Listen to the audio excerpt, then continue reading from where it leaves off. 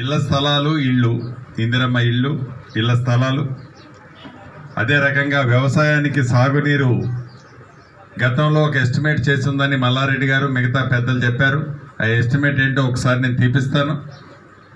తప్పకుండా శాశ్వతంగా మంచినీరు సమస్యని ఎలా పరిష్కరించాలనో కూడా తప్పకుండా పరిష్కరిస్తాను. ఇంకా ఇందిరమ్మ ఇళ్ళు విడతల వారీగా రాబోయే ఈ 5 సంవత్సరాల్లో ఈ ఊర్లోనే కాదు, ఈ నియోజకవర్గంలో కాదు, రాష్ట్రమంతా సమృద్ధిగా ఇళ్ల స్థలాలతో పాటుగా ఇందిరమ్మ ఇళ్ళు ఇచ్చే బాధ్యత ఈ ప్రభుత్వానిది, మంత్రిగా నాది. కొంతమంది తమ్ముళ్ళు కొత్త రేషన్ కార్డు అన్న అడిగాడు. నిజం, ఈ ఎన్నికల కోడ్ అయిపోవడంతోనే కొత్త రేషన్ కార్డుతో పాటు అర్హులైన వాళ్ళు పెన్షన్లు, అది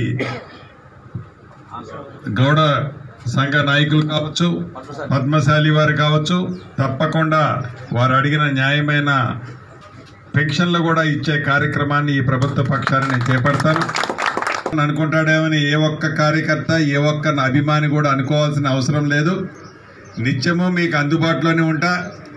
ఎప్పుడు కష్టం వచ్చినా, సుఖంలో మీ పక్కన లేకపోయినా, మీ కష్టం వస్తే మీ పెద్ద కొడుకుగా రాజకీయ డైలాగ్ కాదు, 100కి 100% మీకు అండగా ఉంటా, కాపాడుకుంటా. నన్ను గెలిపించారో, నేను రాజకీయాల్లో ఉన్నంత వరకు, ఆ రోజు నేను ఏ నియోజకవర్గంలో నిలబడ్డా గెలుస్తా. మీ దగ్గరికి ఎందుకు వచ్చానంటే ఇక్కడే ఎప్పుడూ ఉండాలని వచ్చాను కాబట్టి ఇక్కడే ఉంటా. ఇక్కడే ఉండి వచ్చే ఎన్నికలకు నేను ప్రచారం చేయకుండా ఉండే విధంగా ఎన్నికల్లో గెలిచేటట్టు మీ ప్రేమ పొందుతా. అంతేకాదు, మరిన్ని వీడియోస్ కోసం ఛానల్ ని సబ్స్క్రైబ్ చేయండి. లేటెస్ట్ అప్డేట్స్ కోసం వాట్సాప్ ఛానల్ ని ఫాలో చేయండి.